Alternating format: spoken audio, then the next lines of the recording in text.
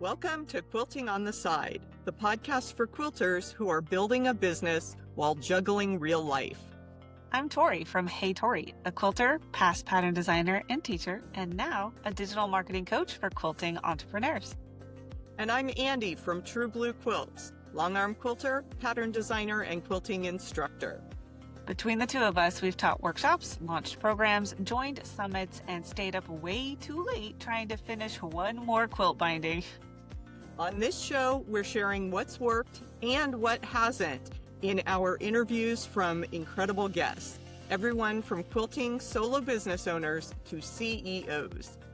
So if you're running a quilting or creative business or dreaming about starting one, you'll find real talk, honest strategies, and a whole lot of support here. So grab your notebook, grab your pen, and let's dive into another episode of Quilting on the Side. Welcome to another special episode of Quilting on the Side. We've got a wonderful panel of friends here to do a follow-up to H&H. We were all hanging out there together, had a wonderful week in Chicago, and we just kind of wanted to bounce some ideas off each other and recap the whole experience. It was really, really good. And Tori's all about reflection. So we'll do that. So I'll let everybody introduce themselves. Tori, kick us off. Hello, everyone. You know me. I'm Tori from Hey Tori. I help quilters and crafters with their digital marketing. And Kaitlyn. My name is Kaitlyn. I'm Fritsch and Stitches. I am a pattern designer and technical editor. Thank you. And we have Laureen here. Hi, Laureen Smith of Tourmaline and Thyme Quilts. I am a quilt designer and instructor. Hello, everyone. I am Brooke Stambersky with Brooke's Bitchin Stitches, and I am a quilt pattern designer. And you know me, Andi from True Blue Quilts, also a pattern designer and instructor. So let's recap and tell everybody what that prep period looked like. When did you decide to go to H&H in person, and how long of a time frame did you have for that prep period? Tori. So I decided to go to H&H a year in advance. So while I was there at the last one, I really started preparing September and into Black Friday. That's where I started looking for furniture. So I started preparing way ahead of time. I knew that the third year I wanted to have a booth because I realized my ideal customer was walking around. So my ideal customer are pattern designers, they're teachers, they are the actual professionals that attend the show. So I wanted to make sure I had a booth so that they could come. So I had a full year of prep. I shared a lot about what I was doing on social media so I could kind of lead up to H&H. And I also had a hard time trying to visualize digital marketing. So it was a way for me to kind of explore my ideas, get feedback from everyone around me, and then try to put those ideas into action. And it became the booth that you may have seen on social media. If not, you can go to heytori.tech on Instagram, and there's a lot of pictures and videos of the booth there.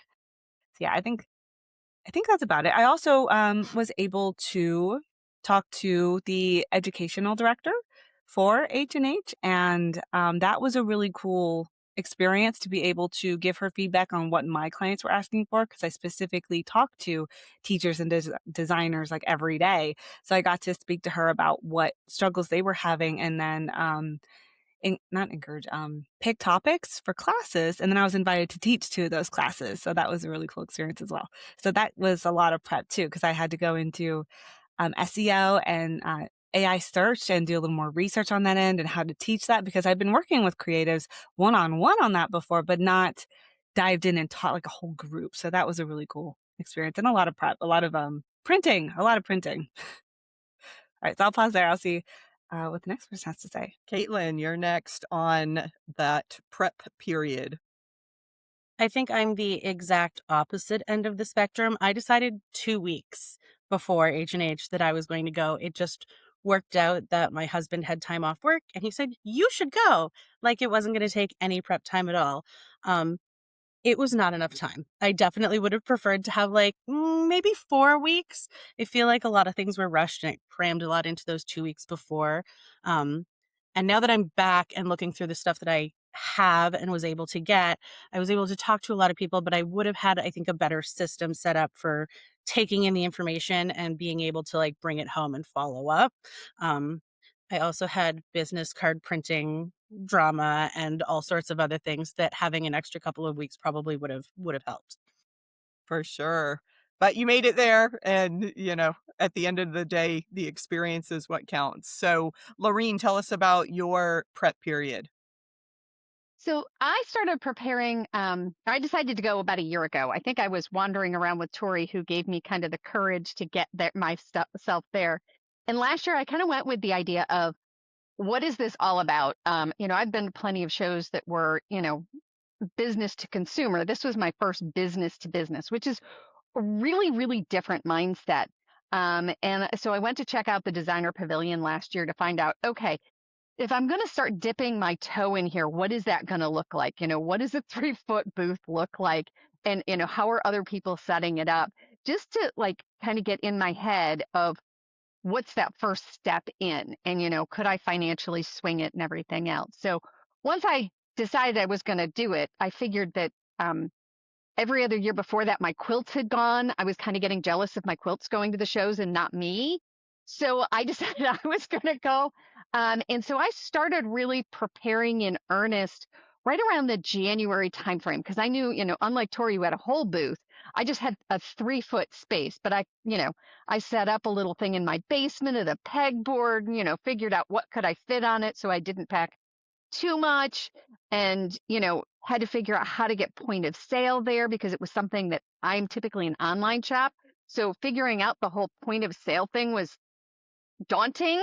It actually was way easier than I thought it was going to be, but it was like the fear of it was in my head. And it was like, once I did it, I'm like, oh, it was that easy. What the heck was I fretting about? So, and I think that was probably the biggest lesson I learned. And I think Lyric Kincaid is the one who said it best. Last year she kind of spent a little time in my head going, get over yourself. And that was huge. This year was the get over yourself and just do it. Yeah, we can all relate to that, I think. Brooke, what was your prep period like? About a year ago, when shortly after Tori went last May, her and I were in the DMMC and she was talking about it. We had a session where we talked about what was her experience like because I'm a part of Craft Industry Alliance. I knew about H&H, but I didn't know about H&H. What were the details? So a year ago, Tori had told me that she was, thinking about going again. I thought, okay, let me think about it. And then we had our big move and I knew we were going to be closer to Chicago, living in Michigan. And so I made the final decision about September that I was going to go. I knew I wasn't going to do a booth because I wanted to go to really just have the experience, get my feet wet, walk the floor, and really take it all in. And then I really started preparing for the show, I would say probably in February, March timeframe, where I started thinking about what I wanted to do, what my goals were, but we'll talk about that a little bit more later. Yeah, for sure. I'm in a similar boat, it sounds like, well, kind of between Brooke and Laureen, because obviously doing this podcast with Tori and being involved in her marketing world, I was aware of H&H, and so I was trying to figure out the time off from work because those of us that are doing this on the side, truly, you do have to juggle some of those things. And so it was kind of on again, off again until February. And that's when I booked my flight. I signed up for all the events, got my ticket in the door. And just like you were saying, Brooke, I started working on the marketing aspect. I ordered my stickers. I laid out a brochure. Kaitlyn, luckily I had my business cards and didn't quite have that drama. Although the postcards I ordered that I thought were going to be 2-sided were only 1-sided. So that was a kind of a silly disappointment for the prep period. But yeah, I would say that February through April. So I had a good 3 months to get ready for things. So as our next discussion topic, we've talked about preparations. What did you do while you were there. So tell us about kind of your strategy for dealing with this. It was 3 full rooms and multiple floors of convention center. Tori, kick us off. Well, I'd actually want to talk a little bit more about preparation because then I can set up what I did while I was there, at least for me for the booth. So to do the whole picture, so this might take a minute. Sorry, the rest of your panel, but this might take a minute. So to fully prepare and then what I did there. So I prepared in a couple different ways. I wrote down 3 different ways that I really tried to prepare for H&H for the year. Was financially, that was a big one. The booth was $100 and I believe $50, but $2,500. And so it was quite the expense to plan for. So what I did was we were able to pay in 2 payments, which was amazing. So thank you, H&H, for providing that because that was awesome. So I had to financially prepare. So I was saving up little bits every single month to make sure I had enough for the booth payment and for everything that I needed. I also was able to get a wonderful co-pilot who helped me with the driving there. And I also got a roommate. So I was able to split the hotel cost. So all these little ways that I could try to save a little bit of money, but also prepare financially for this big investment of time and money. And then I also had to think about what to go in the booth. As a listener quilting on the side, I do a lot of things. So I focused the booth on the DMMC, the Digital Marketing Magic Coaching Program, and SPI, the self-publishing incubator. So I had 2 offers in there. And what I was really looking for was to see which one was going to be the most popular, which one was going to be the one that people are going to gravitate to. And spoiler alert, it was self-publishing incubator, which is open right now. So if you are interested on joining us and writing a book, it is open. We have partnership meetings going until May 29th. But that was the big prep. So one of the big expenses for that was to print out my authors, those that are currently in the program, their readers. So some of them have beta readers, some of them are ARC readers. None of them are fully published just yet, but they're getting really close. So I had to make sure I had the funds in there to print all of that to make sure they had a copy for those that were coming in person to carry around with them. And that ended up being one of my bigger expenses. And then I also needed to plan for brochures. So I also had brochures. So I'm going to show those on the screen. If you're on YouTube, I don't know if Riverside is going to show it big. Brochures were a big expense. So were cards. Kaitlyn was saying all of those different things that you got to prepare for when you go to a show like that, plus furniture. I spent months looking at chairs and couches and all this stuff. And then I realized I had a sitting, what do you call it, at the end of the bed. You have like a little couch on the end of the bed where you can sit to like put your shoes on. I had one of those that matched my kitchen chairs. So I was like, you know what? I don't need to buy anything. I'm just going to bring my own furniture. So that's what I ended up doing. So like that was all the prep that came into what actually I did there. So, and then the classes, that was the third thing. So it's financially, what offers I was going to have in the booth, and then classes. So the classes, I actually went and got a certification for digital marketing for small business. So I could go deeper into SEO, digital marketing, and everything like that. So I was prepared for the SEO class because I really wanted to understand it. It's such a beast that we didn't even cover absolutely everything in that class. We covered a lot. So it was a really good thing that I did that. So that was the 3 ways I prepared. So while I was there, I was able to teach 2 classes. And with those 2 classes, I was able to funnel traffic, for lack of a better word, because it's foot traffic for this, to the booth to come and visit me. So if you got to visit me in my booth after a class and you came to a class, well, thank you very much. I also were able to invite people in to sit and relax in the booth. I know many of you use the booth for like what did we call it? Like a home base, so that you didn't have to carry all your stuff around. You could tuck it under my tables and stuff and come back and rest and have conversations. I ended up live coaching because people were coming in and sitting. So I was like, hey, what are you doing? What's today's plan? What's the next step? Why are you still here? Go do the thing that you're talking about. So I was like live coaching, which was really cool. And we had people come in, and there was a couple times where we were just sitting around. It's like circle. We're all sitting in a circle and we are talking about, what are you doing? How can I help you? And it wasn't just me. Kaitlyn was also giving some great advice. She is our technical editor for our self-publishing incubator. So she was also talking about the incubator, and we had all the authors' readers on a bookshelf. So we were able to pull those and show those off. And so I mainly was able to teach 2 classes. And then I was in the booth pretty much the rest of the time. I also got to attend the keynote sessions because I never wanted to miss those. I love those. So I think that kind of covers everything. So I'll go ahead and stop there. Yeah, that's great. Kaitlyn, anything else that you did to prepare, and then what did you do while you were in person at H&H? So I luckily had Tori in my corner whenever I texted her and said, I think I can actually make this happen. She like went right into problem solving mode for me, which was great because I had no idea what I was getting myself into. She gave me some good tips of, so because I sort of have two different hats that I wear, she gave me some ideas. I ended up printing postcards, which I still have.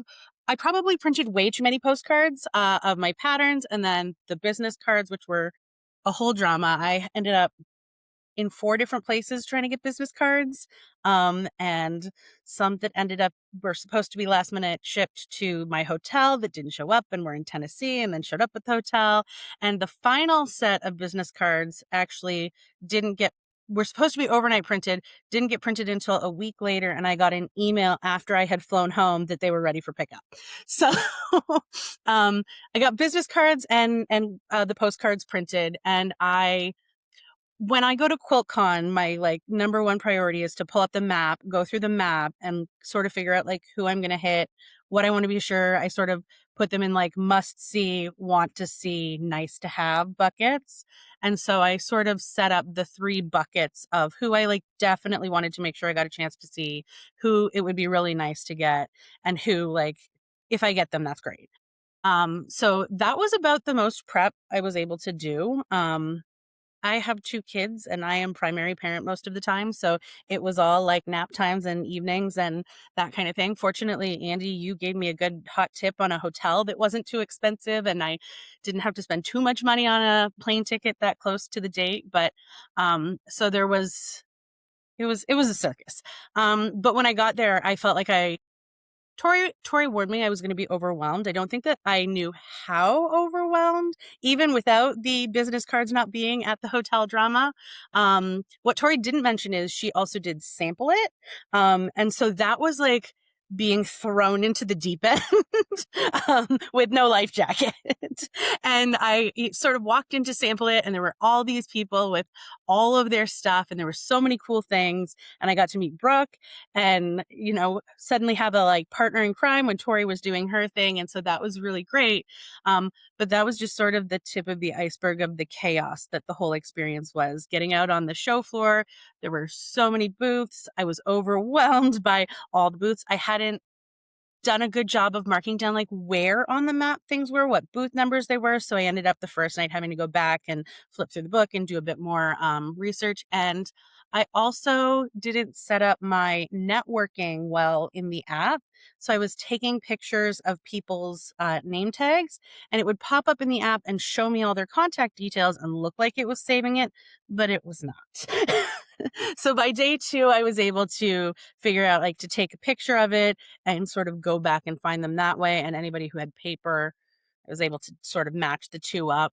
But definitely would have liked to have a better setup moving forward. But I did. I managed to hit, it sort of made one day my technical editing day, one day my pattern design day, so I could sort of focus my mindset. And I think that worked out really well for me. By the time I got to the end of the week, I was sort of running out of steam. And so they were like the nice to have, but like if I don't get there, I don't get there. So I think I did a good variety and was able to like touch on a lot of things that will moving forward be good for my business. That's fantastic. Laureen, tell us a little bit more about getting that designer space set up and then what was the show like for you?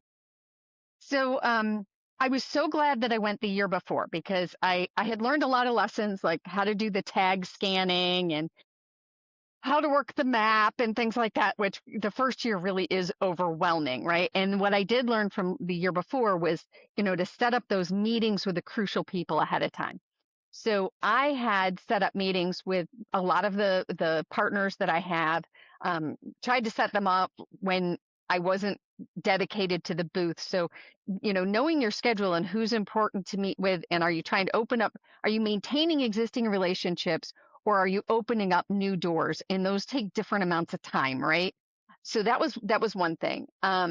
Getting the booth set up was a huge deal because in previous years, like I said, my quilts went, but I didn't. So usually I would be spending 2 months making quilts for everybody else and panicking over, was the material going to get there in time and all this other stuff, which is in and of itself a headache. That I didn't have this year. This year it was like, okay, I have to prepare my own booth, which gives you a little bit more flexibility because you can move your goalposts if you need to. So it's okay, my vision is, and then, as you get closer, you're like, okay, we're throwing that out. We're just going to do this. And no, we're going to simplify and go to that. So, there's some good things about having your own booth because you can simplify as you need because we all have these like pie in the sky ideas. So, what I found was that I did go with a bunch of cash and carry. So it was like a little box that we have that we fit under the booth. And so I brought way too much for cash and carry. What I did spend some time doing is preparing for a demo that I did in the booth, and that was huge. I also did one for Global Quilt Connection, and what I discovered by doing the demo in the booth was that people who looked at my stuff and went, well, that's really cute, and they would walk on because they didn't understand it, went, oh my God, it was like it unlocked the key. So for me, I learned a huge lesson, which is that my demos sell my product. They don't sell themselves. It takes me selling them, which was a huge learning curve. The other piece was that being one of Tori's first writers here, she was like, you have to have the book ready. And me being the overachiever that I am, I sat down and spent weekend after weekend after weekend putting together all this stuff. It's not done yet, but we're getting closer. And so knowing that I had two things I was promoting, one of which was my book, and my book contains the other thing, which is my 3D applique quilting, because I have hundreds of other patterns, but that was promoting my partners. I was just wanted to promote myself for a change. And that was a huge switch because usually I'm promoting somebody else. So I'm kind of like the spider back there just going, this is great. Here's their stuff. And this was actually having to step out into the light. So with Tori's encouragement, I really stepped out into the light, like billboard light. I actually wore a demo of my quilting design and was stopped by Brendan Mabley telling me that I probably should have been on the runway. I had no idea who he was, and when I found out, I was like, oh my God. It like took me an entire afternoon to recover from that because I was like, oh my God, he's like somebody. Oh my God. So I mean, it was very self-affirming, even more so after the fact, but I spent a lot of time putting that together and showing off a concept, and learned that the cape in and of itself, which I planned to be a billboard, actually became the product everybody wanted. So for me, it was kind of a pivot point. It was wild. But there's a lot of things you learn in putting together a booth. It's like, if you've got stuff that you really want them to see, you have to put it at eye level. And I was, I'd split my board in two ways and found that, I probably should have done it this way instead of this way because, giving equal time for everything.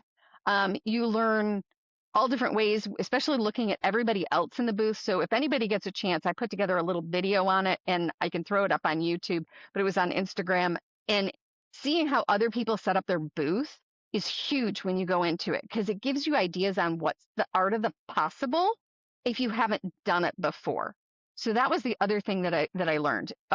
Business cards were a must. I learned that the year before because all the panic you all went through, I went through last year. So, I learned. I now have 3 boxes of them sitting here because I did the same thing Kaitlyn did. I ended up ordering and then ordering and then ordering. So I ended up with 3 boxes of them. So, I'm set for several years now.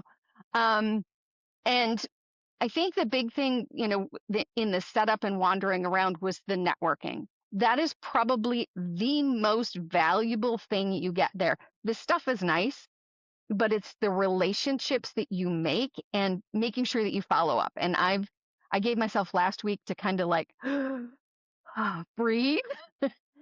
And the thing I would tell everybody is every night when you go back to the hotel room, I don't care how tired you are, or every day at lunch and then every day after dinner, go through those contacts and make notes about who you met and what you talked about. Because when you go back a week later, I know I'm probably older than most of you here, but you sleep and you just forget it.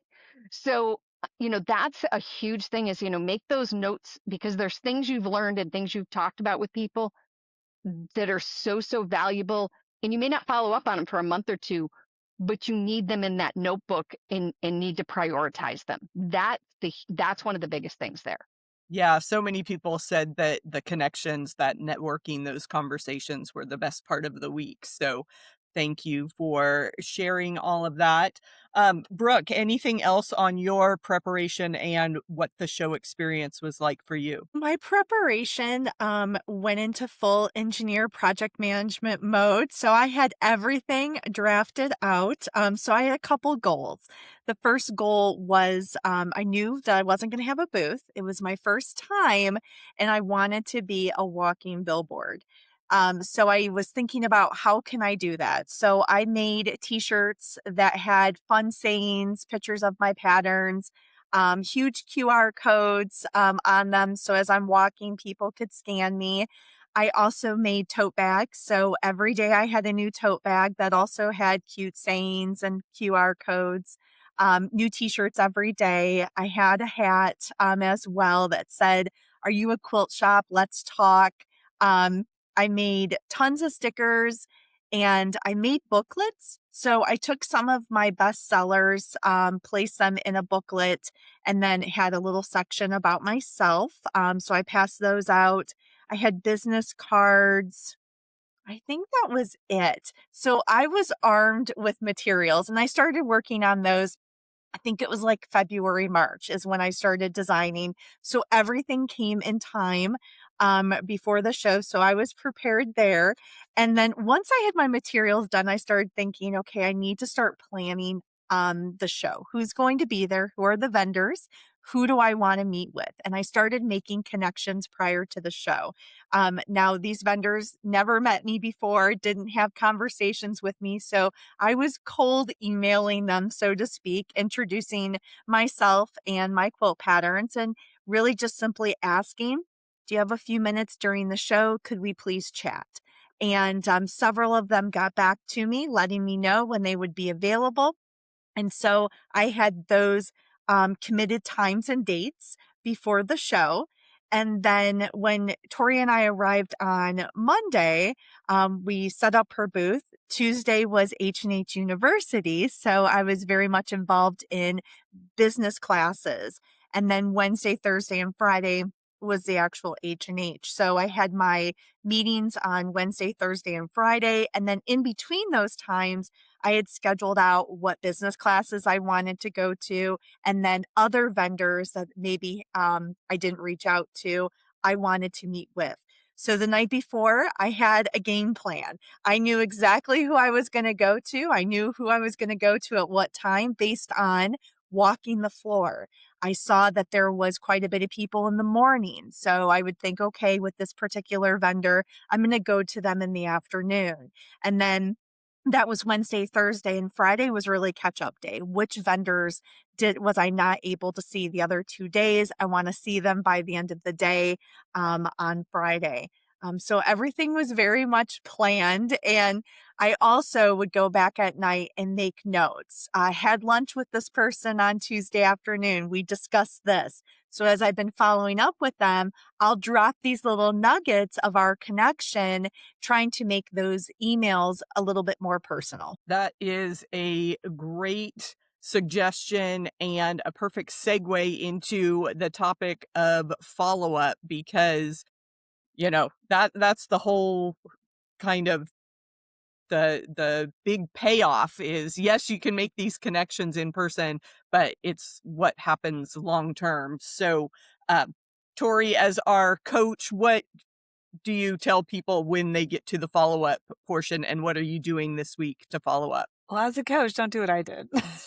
So I was so focused on getting the booths ready, getting the classes ready, getting all the things with all the information and the experience that people would have at the booth.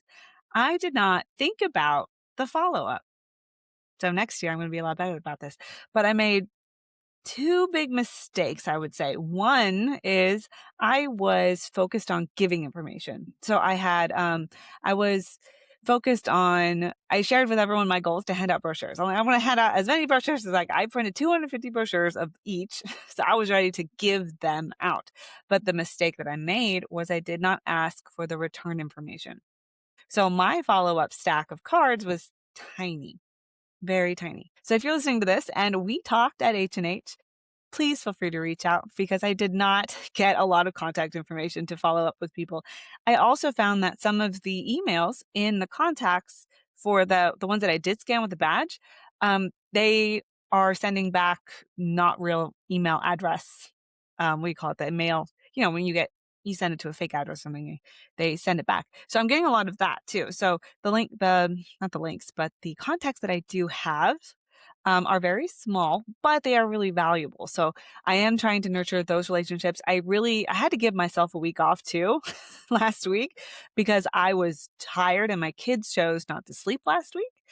So I didn't really get sleep until like the weekend. And then my husband let me sleep until almost like 10, which is like unheard of for us. After that day, I'm like, my brain is now kicked into gear. So now I'm working on, okay. And then the follow up also, what I've done last year and this year was Brooke might laugh at this too, but I make a table now. I have a table of costs. I have a table of what this cost, where did I sell it? So was it at Sample It? Was it at the booth? Was it like a follow-up? And then how much money I made, how much money I spent. And then I have an entire separate table for contacts. And then I have another table of the fallout from H&H. And that sounds kind of negative, but I like to think about it as what is the long-term consequences, or good or bad, for H&H. So what's great right now is that we have opened up SPI, as I shared earlier. So self-publishing incubator is open, and we now have signed an author, and we have 2 meetings still to go. And we have a 71% close rate. So our goal is to get like 10 people into these meetings. So 3 out of 10 from some of it's our social media that happened at H&H. I haven't followed up with the other 2 yet. So I'll hear how they hear about us, but I have a strong feeling a lot of them are coming from H&H or the social media that we shared during H&H. So I think that the long-term follow-up is going to be very beneficial. I think that it helped spread awareness in the way that I was hoping it would spread awareness. And, so my follow-up is very short, unfortunately, but I have had a few people reach out to me, which has been amazing. So that's awesome. And if you hear this and you're like, oh, I talked to Tori and I meant to follow up with her, please follow up with me. I'd love to hear from you. Yeah, that follow-up is kind of a two-way street. So I think that goes for everybody. Kaitlyn, what has your follow-up been over the last 10 days? Well, I got sick. I don't know if it was airport sick or first grade classroom last run of the season sick, but I came home and very shortly afterwards, I was fortunate that my husband was still off, and I laid down at like 3:00 and slept until like dinner time, ate dinner, and then went back to bed and slept all the way through to the next day. And then very shortly afterwards, our youngest started getting sick, and she's more sick than I was because she's tiny. So I know that it wasn't just tired, it was sick. And then I also managed to twist my knee. So I've been sort of hobbling on and off too. It's not been a good week. But there was definitely a lot of overwhelm. I think we all agreed that it's very overwhelming. And then you come back and you've got this like pile of stuff. And because I didn't have a good system in place when I left, it was really daunting to try and sort through everything. I use Notion as my main like brain dump system. And so I just had like 4 or 5 pages of like notes, but they're not well organized.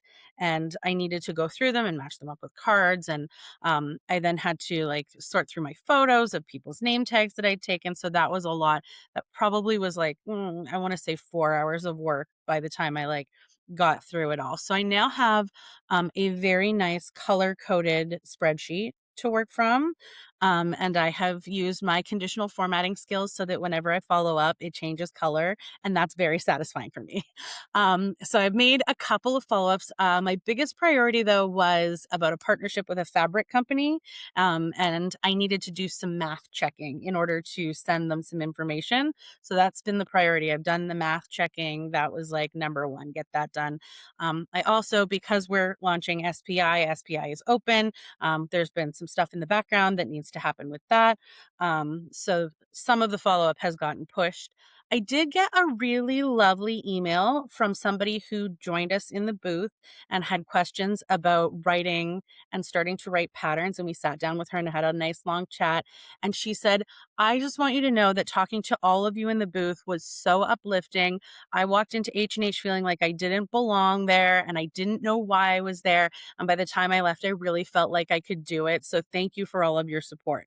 So that was sort of a good push while I was struggling to motivate myself. I also did an entire therapy session with my therapist about like things that it brought up and my overwhelm with it and how to like sort of apply what I had learned, because I feel like yes, I did get a bunch of contacts and things to follow up on, but it definitely gave me a lot of different perspective on my business and how I have showed up in my business and how things that I have tried in my business before haven't worked.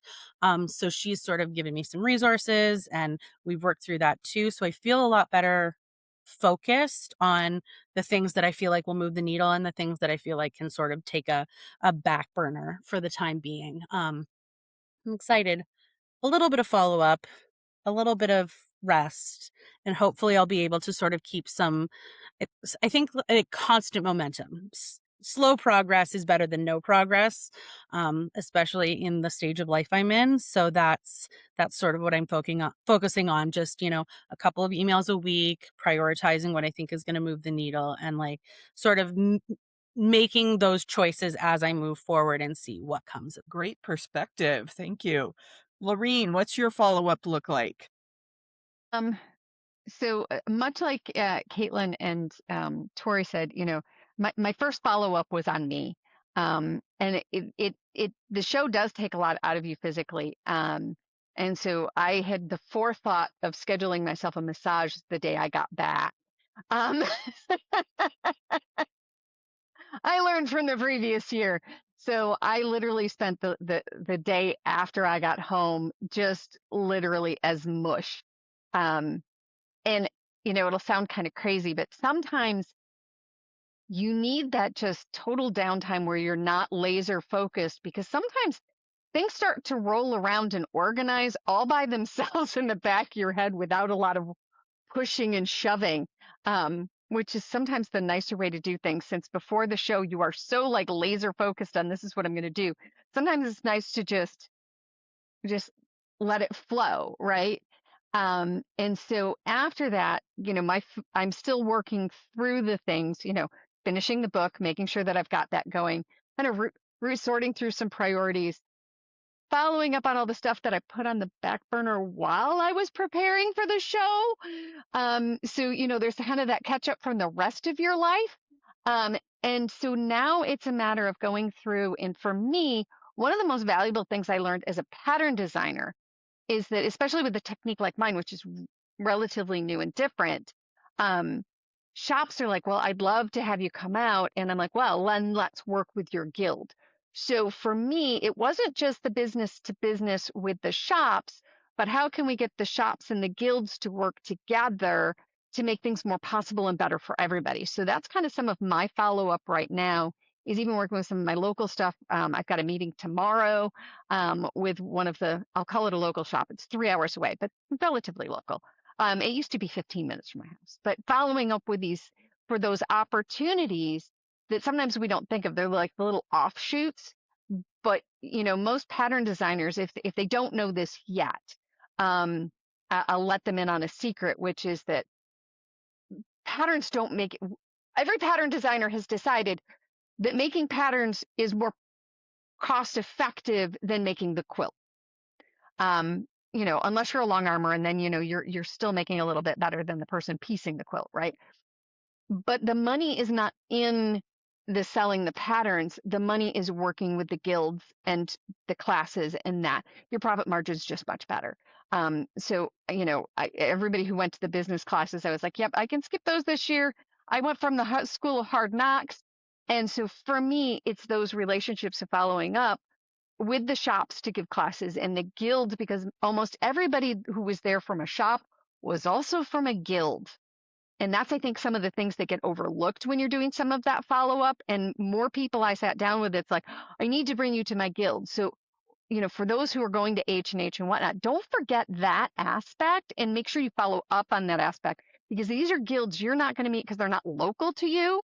And if you can, like I have one guild that I'm working with to get a contract that's in another state, but I'm going there for another show, and they're like, well, we can't afford to bring you. I'm like, well, if you've got a show and I plan to go to the show, can you take the transportation from the show to you and back?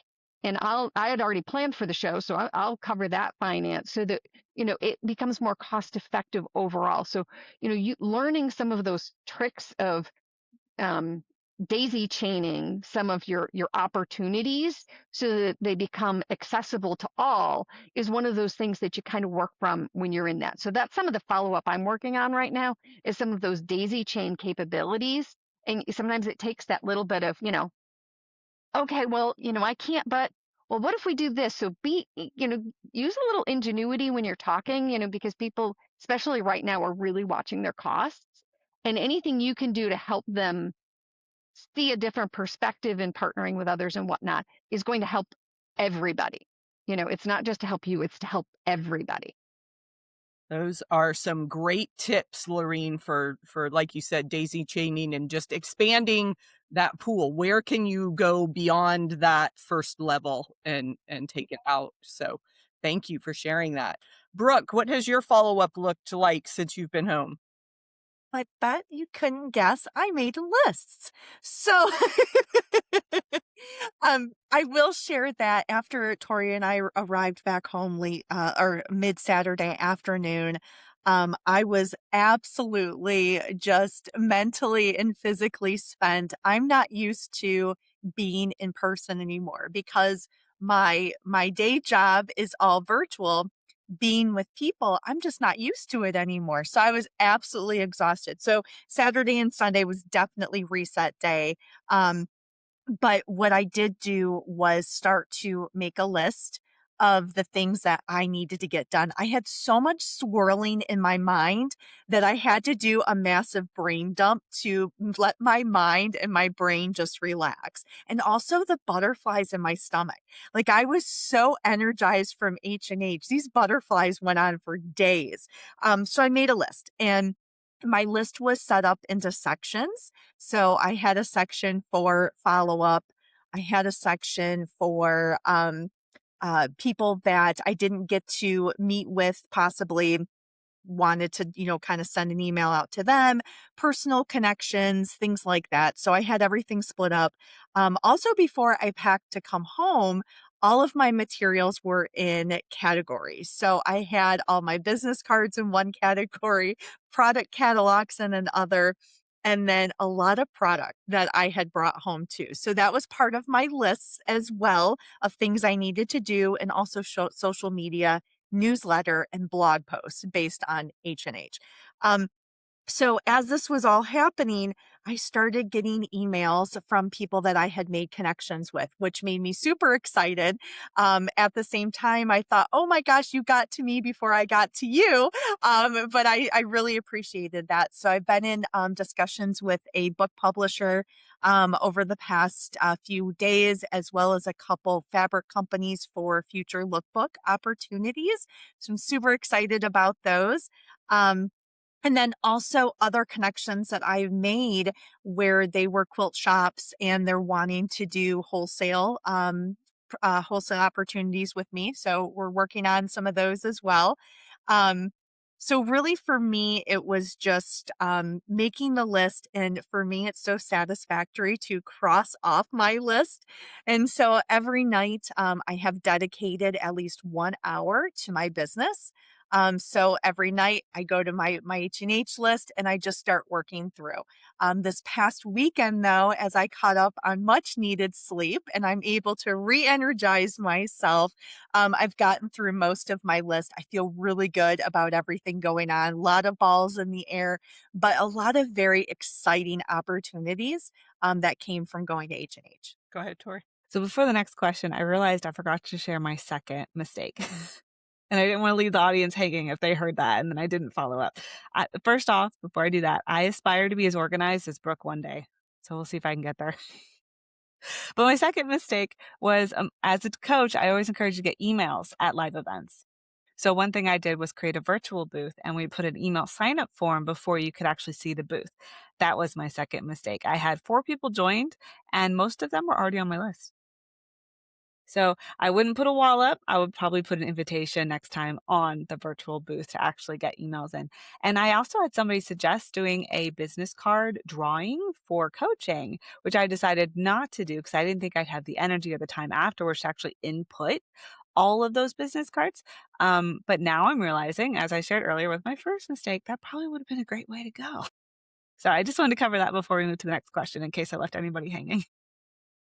Yeah, and I am the least proficient or I'm trying to think of what word I want to say. I'm at the bottom of this group in terms of effort at follow-up because I've done practically zero. Although everybody can see my follow-up efforts because I put together the podcast rapid fire episode that we did. So a lot of my time at the show, and this I kind of hid behind the podcast, if we're being honest. I realized I have a very hard time pitching myself.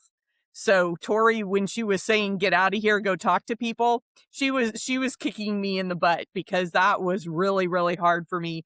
And I haven't taken the time to email anybody. So I do need to get on that and capitalize. You know, I spent the time and the money to get there, so let's get something out of it. So that's my own little pep talk for that.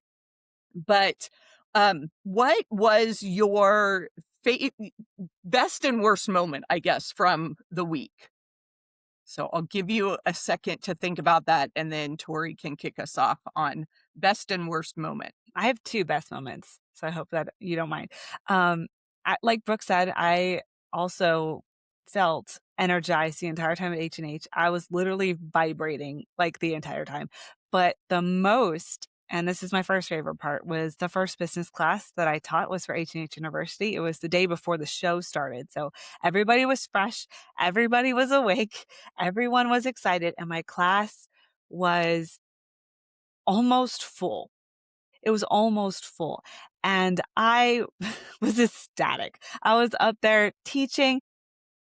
I had them do little activities and they were doing them, which I come from a kindergarten teaching background. I come from teaching online a lot. I come from teaching for a tech company, which is boring. Like, oh my gosh, the content we have to teach, Andi, I know. You know what I'm talking about. It's boring. So you don't always get a lot of chance to like jazz it up a little bit. But this time I really wanted to make sure they understood, because I did websites and landing pages. So I wanted to make sure that they understood how to use this. And so we did a lot of like turn and talk at the start. And I'm like, this is the introduction that your website is actually doing for you. So it was a really cool opportunity. That was probably my favorite. First favorite. The second favorite was I went to get coffee. Right. And then I'm coming back from Starbucks, which is across the convention hall, and I'm kind of hoofing it because like booth is my responsibility. So I try to stay there the whole time. And I get back and I see Brooke, and I'm sorry if I forget anybody who's standing there. It was Andi, Brooke, Kaitlyn sitting on the floor. And they were talking to a designer who I think was the follow-up email that Kaitlyn got. And I was like, wait a minute, they're circled up. So I walk up, like, don't even hesitate. I just sit cross-legged down in the circle. And I'm like, what are we talking about? Like, I silently listening to this amazing conversation happening in my booth. And it was just a moment of like, my dream came true for the show where everyone was together. They were supporting each other. There was conversation. It was It was amazing. And I loved just being the fly on the wall in that conversation. I didn't say hardly anything. Kaitlyn was talking up everything that we were doing, which is amazing to hear Kaitlyn like pitch the program. Brooke had amazing advice. Andi was standing there being supportive. Like, it was just like, good. I have goosebumps. I had goosebumps then. I have goosebumps now just talking about it. It was absolutely amazing. And that was the first time, but it wasn't the last time it happened. It happened several times throughout the show where we were all circled up. So yeah, okay, I'm going to stop there. Those are my two favorites. Oh, worst. Worst was, honestly, my second class was probably the worst. And I will say, I think it was because everyone was exhausted. And the expectations that were set for the number of people they had anticipated to come to that class was way different than what actually happened. And there was a few other like technical things that were happening that kind of threw everything off. And it kind of threw me for a loop. But it was still a great experience. Like, it was great being in the room, talking about SEO and GEO and AI search and how everything was moving, in that direction. Like, anyway, we won't go into what that was. But like, that class was probably the worst, but even then it was still fun. And it was still really great to talk to those that were in the room. And yeah, I think that was probably it for me. That's so awesome. Thanks for sharing, Tori. Kaitlyn, worst and best. Okay, we can start with worst. So in getting all set up, I think one of the things that I was most excited for was sample it. When I talked to Tori, she sort of gave me the rundown of it, and it always felt like something that people like post on social media, and it seems like this like really like high energy, like big introduction. And so I helped Tori at her table, but it meant that I got in a little early to sort of walk around and see everything. I think it just wasn't what I was expecting. So not necessarily the worst, but like Tori said, it was maybe the low point, but the low point of a very good thing. But I got there and it wasn't what I was expecting. I had hoped that like maybe there'd be something there that would catch my eye and maybe inspire me to do something new, that kind of thing. And maybe it was in part because I had the like business card drama and like race to the convention hall, but there was so much good. It was hard to pick a thing. And, whenever you're running a business, and my business isn't, like, I don't have money to spend on a bunch of like just try it things, right? Like, I have a pretty good baseline of what techniques I use and the colors I use and that kind of thing. I'm pretty confident in my brand sort of experience as a whole. And so getting there, I think I didn't expect as much yarn as there was. I think I didn't expect sort of the variety of things that were there. So it wasn't necessarily bad. It just wasn't what I was expecting. I will say, I think my favorite part, though, I talked to Brooke about this on the last day as we were waiting for Tori to jockey in with the car. It really highlighted to me on multiple occasions how a single moment can make the difference for your business, and how your impression of a business can be based on things that aren't even necessarily something that you have done, but a single positive interaction with someone can turn it around in a very short amount of time. So especially getting that email whenever I came back that, I, for somebody, was that thing, that was very reaffirming that, in coaching authors, they're seeing that side of me. And in talking to designers, they're seeing that side of me. So it sort of reaffirmed what I was doing, that even if in the long run, I've spent more money to be there than I'm going to make back in, services or sales, I'm getting that confirmation that I'm sort of like in my zone of genius. I'm in the spot where I need to be to help people the most. So that was definitely a big thing for me. Oh, that's terrific. Thanks. Laureen, a low and a high point. All right, let me start with my low, which is that I have an autoimmune thing that I have to be a little careful when I'm doing things, and because I had gone all out before the show to get ready for it, I had a little medical procedure beforehand, and so didn't give myself enough of a break and a time to recuperate before I got there. So, when you're planning to do a big event like this, don't schedule anything big right in front of it. Make sure that, you really have all of your energy, because it is a total high that you can't help it. You're like on high alert the whole time. So, that would have probably been my low, is poor planning on my part. So all my fault, nobody else's. It was all my fault. Now my high was really cool. So I was at dinner with one of my fabric partners, and when I got up from dinner, I turned around and happened to see this ball jersey with the combat quilter, and I was like, oh, I'm a total wallflower, not. So I'm going to go tap on this person's shoulder and just introduce myself because, one should always be rude at a conference. So I went up and I like tapped on this gentleman's shoulder and he turned around. It was very nice. And I'm like, I just love your work. Total fangirl moment. And he was very polite, turned around. It was Andrew Lee, the combat quilter. And we started chit chatting back and forth and found out we had all sorts of stuff in common. Like he has relatives here in Dover. He actually talked at my guild. I missed it because I was in the midst of going through breast cancer at that moment, but c'est la vie. And so when he asked, what I did here, because obviously I already knew what he did, I said, well, I'm a pattern designer. He said, oh, who do you design patterns for? And I said, oh, I design patterns, for a lot of different manufacturers, but, Timeless Treasures and whatnot. And he goes, Timeless Treasures. He said, what was the latest quilt you did? And I said, well, the latest big seller was Dover Stars. And he's like, wait. And he pulls out his phone and he starts scrolling really fast. He goes, this one? I'm like, yeah, that one. He goes, that's my fabric collection. I'm like, oh my God. So then we had a total fangirl, fan guy moment. And it was just really, really cool because, I don't think I'd ever met one of the fabric designers that I work with before. So, to me, they're all little electronic swatches that I start playing with. They're not like from real people. So it was just this really, really cool synergistic moment where, we both got to see the other side of what we do. It was just really, really cool. So to me, that was a super high. I do have a second super high moment. And my second super high moment was that I wore my cape the whole time. And I got approached by somebody at breakfast and they said, that cape should have been on the runway. And I was like, oh, thank you very much. And I knew that somebody was somebody. I just didn't know who that somebody was because I'm kind of clueless and I'm really bad with names. And so lo and behold, encountered this person more than once. And it wasn't until after the show that I learned who this somebody was. And it was Brandon Mabley.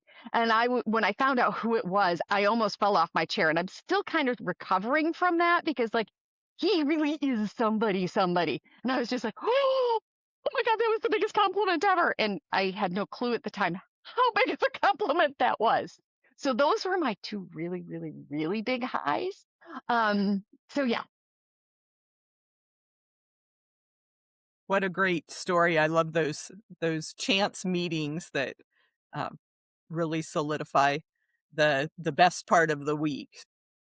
Brooke, what about for you? What were the bad and the good? So the good for me was I also had a fangirl moment. I'm still pinching myself over this. So I had saw that Tula Pink was live there in person.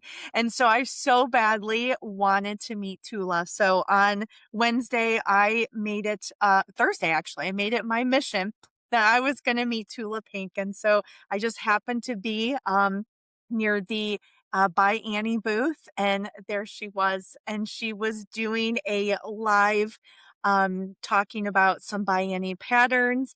And so I stood there patiently waiting until Tula was done, and I went up to her. I introduced myself to her. I shook her hand, and as we're shaking hands, she says to me that I have the softest hands she's ever felt. And I didn't want to let go. It was such a moment. And so we did take pictures together. I am having that picture printed as we speak so I can frame it for my sewing studio, because that was definitely a fangirl moment. And then I would say an opportunity moment that I had at the show was, unfortunately, I did meet with a vendor on Friday, and that vendor was not very kind to me. And so with that, the interaction that I had with this vendor that will remain nameless, the opportunity there was I had to make a decision. Was I going to reach out to this vendor after the show and still share my patterns with this vendor, or would I walk away? And I did speak with a couple pattern designers to get their feedback. and to see that, is this an interaction that they've experienced from this vendor or this particular person, and what would they do in this circumstance? And their feedback was, go for it still email this person, share with them what you talked about, follow up with them. And I did. I have not heard back from the vendor. And so with that, I say, I tried. And I brought my business out there and I introduced myself to the vendor. I wish that the interaction would have been better, but I did learn that it was just the person's personality and it was not personal. So unfortunately, I would say that would probably be the worst interaction that I had during the show. But my meeting with Tula and my meeting with everybody else outshines that poor interaction that I had. Yeah, and I'll share a couple because I think the same thing. The worst in general was the feeling when I came home that I missed those opportunities. Because I was scared, I missed out on promoting myself and planting those seeds. Um, and there was also a whole laundry list of people and online friends that I knew were at the show and that I didn't have time to sit and talk with. It just goes so fast that, we can lament that, but we want to end on a high note. And some of my favorite moments were the H&H After Dark. I had a blast. I have not been to a bar club party atmosphere like that in 20 years. So that's my bad. I need to get out and do that more because that was a whole lot of fun. And then I think it was on Friday that Libs Elliott was walking by Tori's booth. And I said, "Hi, Libs. I was in your class at QuiltCon." And she stopped and she talked in the booth. So that was my fangirl moment, was just shouting out Libs Elliott. So yeah, it was a great week. So rapid fire, maybe thumbs up or thumbs down. Was it worth the money and time? How does everybody feel about it? Well, let's go ahead and unmute and do it quick because with the audio, we can't see the thumbs. So I'm going to be like, yes. My goal was 50% investment back and I'm on track. So I'm going to say yes. And that's just Tori. Kaitlyn? So I would say yes. Definitely would have been a better investment if I had been planning earlier, because I would have been able to spend a little less on flights, maybe find a roommate for my hotel room, that kind of thing. The real win for me is that, especially technical editing as a business to business, when you're a designer, you can get out into the social media world and sort of, throw yourself out there, and you're going to find things because you got a pretty thing to show people all the time. Nobody wants to look at my math. Nobody wants to see my pink pen all over things. So getting out there and talking to designers and talking to publishers, that's something you don't really get to do on social media. So it makes for a lot more cold calls, cold emails, that kind of thing. And to put a face to the person you're talking to really does make a difference. So I think definitely yes, would go again. Okay, so was this worth it? Absolutely. And I would say, did I necessarily make back all the money I invested in it? I don't know yet. And I can tell you, I think I'm really, really close, because since then I've actually gotten in contact with one of the people that, I've known beforehand, but we really connected at the show, and I've actually booked 5 weekends of classes with them since the show. So I think that counts as having been worth it. Which is really cool. So the first one's coming up in June, and then we've got some in July and some in August. So I've got some stuff coming up. And for any of you in the remote Virginia area, the classes will be at Web Fabrics. So that was really, really cool. So was it worth it? Absolutely. Am I going to do the one in October? Not sure. Will I do it again next spring? Absolutely. Yeah, for sure. Brooke, I think I saw a thumbs up when we did the visual. Yes, absolutely, 100%. I loved going. I loved the opportunity. It was the energy that I needed to fill my cup again with my business. And I've been so energized since I've come back, and I'm just going to keep that energy going. And I plan on going next year. And I'm really thinking about having a booth next year. So we'll see.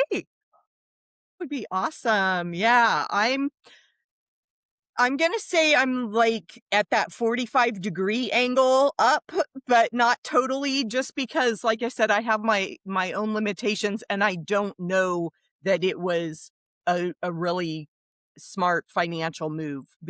Obviously, it's an investment, but I don't know that I'll get any payoff from that, and so, in order to have a business, you need to be looking at the profit margin. And if you're continually taking a loss, then it's not a business, it's a hobby, a very expensive hobby. And we don't want to do that. But I think I have a good groundwork. I've got, all the coaching and the good friends and the community around here. So I need to put in the work and make it a good thing. So any last words about H&H? Okay, so my advice to anybody is, and I won't say I do everything right, but I'm glad that I went last year as just a participant, understood, how the booths are set up, where people are, kind of what they do, what the classes were like.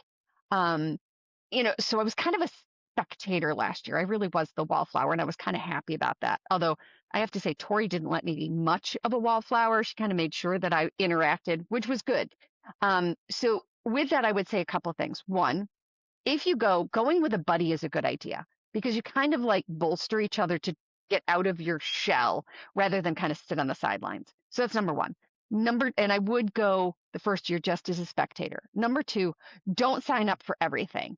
Um, I know last year when I went, I signed up and I had these great expectations that I would actually attend a whole bunch of classes and whatnot, because I didn't know what I needed to know.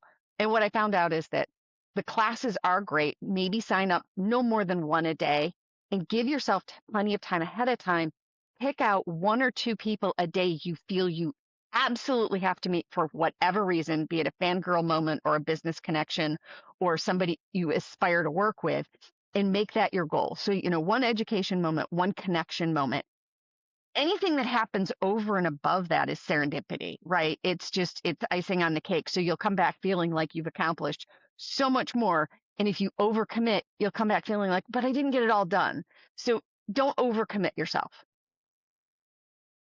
I think that the advice that Tori gave me was really good. I had planned at the beginning to take 3 business classes and do sample and do all of the things. And she said, just pick one thing per day. And you don't need to do all of the things first year. So going and checking out the floor and sort of seeing the energy and what was available now has given me a better idea. I may not go next year. I might go the second year just because of the number of businesses that are a good fit for me to interact with. But the business classes would have been too much for me this year. Definitely would have been too much. I would have been passed out in my hotel Thursday night and not come Friday, because there was just, even without taking a class, there's so much information. I know that there's somebody out there who says it's like drinking from a fire hose. There's inspiration, and you learn things from all of the people that you're talking to on the floor, and what's new and what's coming up and what's available. And they make recommendations to other businesses. And so there's a lot just to take in the base level ticket. And so if you load yourself up first year, there's a lot bigger chance you're going to be overwhelmed. And also, as someone who's been for 3 years now, those relationships that you build the first year, they compound over years, over years. So I do want to say that if your first plan is to just go and explore the show, Thursday, everybody walks around. I'm sorry, Wednesday, everybody walks around. Thursday, business happens. It is a business day. That is when shit happens. I'm going to cuss on my own podcast. And then Friday is a little more relaxed. And that's how Brooke described. That was when everybody was grabbing all the last minute things. Oh, I have to meet with her before I go. And those kind of things. So if you're planning on going, take all that advice because that was amazing advice, that was for sure. But it does compound year after year, and those relationships get deeper and deeper. And being in person, there's nothing like it. And wear good shoes. So important to wear good footwear. Amazing advice. Thank you, everyone, for joining us on our H&H follow-up panel. That's a wrap on today's conversation. We hope it gave you something real to take back to your business. And if you liked this episode, please hit subscribe and leave us a review. It helps more quilters find the show and feel a little less alone on their entrepreneurial journey. And if you want more support, from behind the scenes content to live chats, you'll find more in our Quilting on the Side community on Patreon. And as always, don't forget to do a little quilting on the side.